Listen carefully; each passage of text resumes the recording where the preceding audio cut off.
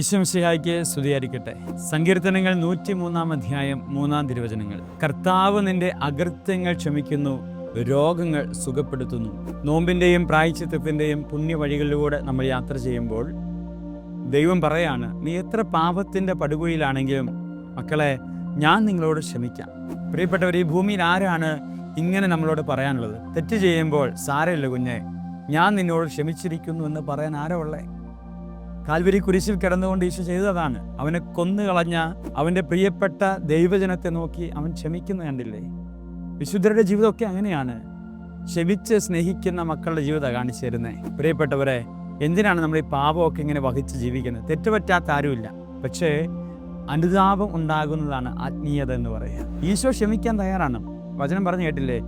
കർത്താവ് നമ്മുടെ അകൃത്യങ്ങൾ ക്ഷമിക്കുന്നു, രോഗങ്ങൾ സുഖപ്പെടുത്തുന്നു. നമ്മുടെ പാതി രോഗങ്ങൾക്കും കാരണം നമ്മുടെ പാപാവസ്ഥയാണ്. അതുകൊണ്ട് കുറെ കൂടെയൊക്കെ മാനസികമായ ഉണർവ്, ആരോഗ്യം നമുക്ക് ആവശ്യമാണ്. ഈ നോമ്പ് കാലത്ത് നമ്മുടെ പാപങ്ങളെല്ലാം ഒന്ന് തുറന്നു പറയാനും ആത്മീയ രോഗങ്ങളിൽ നിന്ന് സൗഖ്യപ്പെടുവാനും നല്ല ഉണർവുള്ള മനുഷ്യരായി യേശുവിൻ്റെ ഉദ്ധാനത്തെ ധ്യാനിച്ച് ജീവിക്കുവാനും കൃപയേകണമേ നമുക്ക് പ്രാർത്ഥിക്കാം. ദൈവം അനുഗ്രഹിക്കട്ടെ. ആമേൻ.